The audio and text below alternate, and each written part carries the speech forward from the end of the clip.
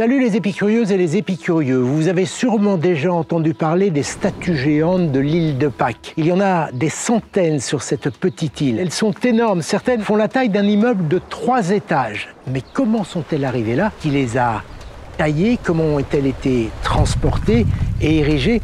Depuis leur découverte au XVIIIe siècle, les hypothèses les plus folles circulent à leur sujet. On a même parlé d'extraterrestres. Tadadam.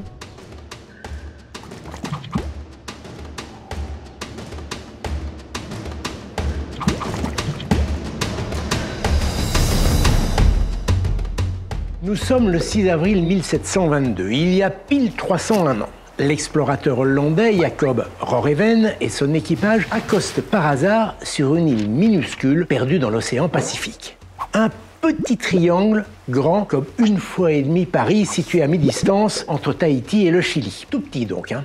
Fallait tomber dessus. Comme cette île est inconnue des Européens, il faut lui donner un nom. À cette époque, on se base sur ce qu'il y a autour ou sur le calendrier. Le 6 avril 1722 étant le jour de Pâques, eh bien, son nom est tout trouvé, ce sera l'île de Pâques.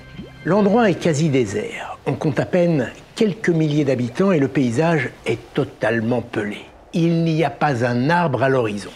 Mais ce n'est pas ce qui étonne le plus les Européens. L'île est parsemée d'innombrables statues. Certaines jonchent le sol, d'autres sont encore solidaires de la roche dans laquelle elles ont été sculptées. Étrange spectacle qui donne l'impression que le chantier a été abandonné précipitamment. Que s'est-il passé? Leur taille est impressionnante. Certaines statues dépassent 10 mètres de hauteur et pèsent jusqu'à 80 tonnes, l'équivalent de 13 éléphants. Ce qui étonne aussi beaucoup les Hollandais, c'est leur expression. Elle est sombre. La tête est affublée de grandes oreilles et d'un long nez qui leur mange le visage. Elle est disproportionnée par rapport au buste sur lequel elle repose. À vrai dire, ces statues sont plutôt effrayantes. En rentrant d'expédition, l'équipage décrit ces mystérieuses statues qui ne tardent pas à attiser la curiosité d'autres explorateurs.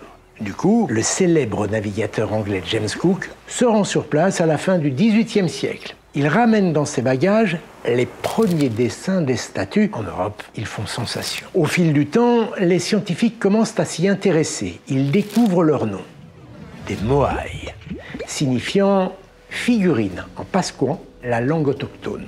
Elles ont été taillées entre le Xe et le XVIe siècle par les premiers habitants de l'île, les Matamua, originaires de Polynésie. Ce sont les ancêtres, les Rapa Nui, qui peuplent actuellement l'île de Pâques. Leur technique est très au point. Ils taillent les moaïs directement dans la roche du Rano Raraku, un volcan situé à l'est de l'île. Ils commencent par sculpter l'avant du moaï, puis creusent l'arrière jusqu'à ce que la statue se détache de la paroi. Mais ce que l'on a du mal à expliquer, c'est la manière dont les géants ont été déplacés. Comment un peuple, aussi isolé et dépourvu d'équipement mécanique, a-t-il pu transporter de tels blocs de pierre? Certaines statues se trouvent en effet à plus de 25 km de l'endroit où elles ont été sculptées. Pour en savoir plus, les scientifiques ont interrogé les habitants. Selon une légende locale, les moaïs auraient marché seuls jusqu'aux différents endroits de l'île, animés par la mana, une force spirituelle héritée de puissants ancêtres. Évidemment, cette explication ne satisfait personne. Au début des années 1960, la science n'a toujours pas grand-chose à se mettre sous la dent. C'est alors que surgissent d'étranges hypothèses.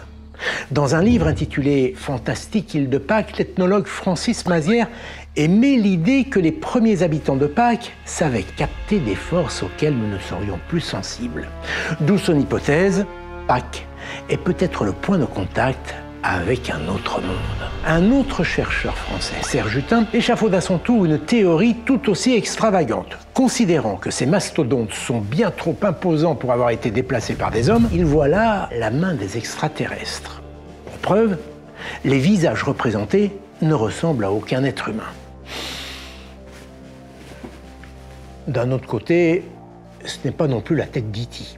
Au bout du compte, ces histoires à dormir debout n'ont pas servi à grand-chose, sauf à leurs auteurs qui ont vendu des millions de bouquins. Mais depuis une trentaine d'années, des archéologues plus sérieux apportent des réponses, disons, plus rationnelles. En 1998, une hypothèse suggère que les Matamua couchaient leurs statues sur des rondins de bois et les faisaient rouler depuis la carrière volcanique jusqu'à leur point d'ancrage. Pour en apporter la preuve, une équipe américaine réalise l'expérience. Avec cette technique, il faut environ une semaine pour faire avancer une statue de 12 tonnes sur environ 15 km. Cette thèse tient donc la route, c'est le cas de le dire. Mais en 2011, une autre équipe américaine, elle aussi, avance que les géants se seraient rendus sur leur point d'ancrage en marchant. Non, je ne plaisante pas. Les statues auraient pu se déplacer debout en étant tirées par des cordes. Il est tout à fait possible de faire avancer un objet massif en le balançant d'un côté puis de l'autre. Un peu comme on le fait avec un réfrigérateur lors d'un déménagement. Les scientifiques sont arrivés à cette conclusion après avoir remarqué que la plupart des statues étaient davantage usées au niveau de leur base. Ils imaginent alors une technique qui fait intervenir 3 cordes et 3 groupes d'hommes, l'un placé à l'arrière pour empêcher le moai de piquer du nez, tandis que les 2 autres, situés de part et d'autre, tirent à tour de rôle sur les cordes de façon à faire osciller la statue d'un côté puis de l'autre. C'est très efficace. De cette manière, la statue avance de 100 mètres en 40 minutes. Alors cette hypothèse est-elle la bonne? Certains scientifiques en doutent. Ils n'hésitent pas à pointer quelques incohérences. D'abord, le sol de l'île est truffé de coulées de lave, ce qui aurait rendu l'opération très délicate avec des risques de chute bien trop élevés. D'autre part, les statues de l'île de Pâques ne sont pas en béton comme celles utilisées lors des expérimentations. Elles sont en tuf, une roche à base de cendres volcaniques très friable. Les cordes auraient donc dû laisser des traces de frottement visibles sur les visages des moaïs. Or, il n'y en a pas. La première piste, celle du transport sur des rondins de bois, est donc la plus plausible. En plus, elle a permis à une époque de lever le voile sur un autre mystère, la disparition progressive des Rapa Nui, les descendants des Matamua. Autrefois plusieurs milliers, il n'était plus que 111 individus à la fin du 19e siècle. Dans les années 2000, le géographe Jared Diamond propose dans son livre Effondrement une explication qui va dans ce sens. Selon lui, une compétition s'est installée entre les différents clans de l'île. Pour affirmer sa puissance, chaque clan se serait mis à fabriquer des statues de plus en plus hautes et de plus en plus lourdes, ce qui aurait nécessité d'énormes quantités de bois pour les faire rouler, jusqu'au jour où l'île s'est retrouvée totalement déboisée. Sans arbres pour les protéger, les sols auraient fini par s'éroder, l'agriculture par décliner et la famine par s'installer. Pour survivre, les clans se seraient alors livrés à une guerre sans merci. Mais ça ne fonctionne pas, enfin, pas complètement. Selon des études menées à l'université de Bordeaux, c'est une chute brutale de la température provoquée par le phénomène El Niño, vous savez, ce célèbre courant marin, qui aurait entraîné l'augmentation de la salinité de l'océan et une sécheresse à l'origine de la disparition de la végétation. Pas seulement l'usage excessif du bois pour transporter des moaïs.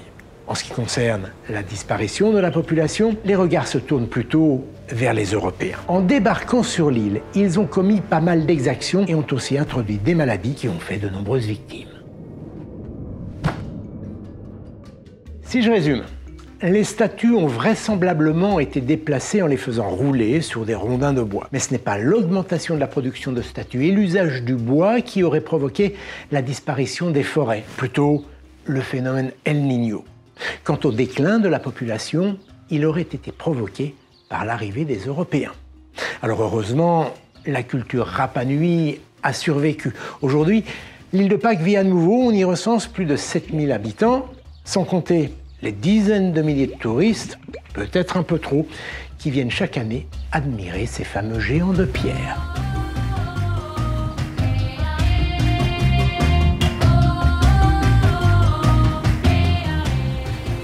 Voilà, j'espère que cette vidéo aura levé une partie du mystère qui plane sur ces géants. Si c'est le cas, likez et abonnez-vous afin de faire avancer la communauté des épicurieuses et des épicurieux à pas de géant. Et puis, si vous aimez ce genre d'histoire extraordinaire, n'hésitez pas à le signaler en commentaire. On en a plein en réserve.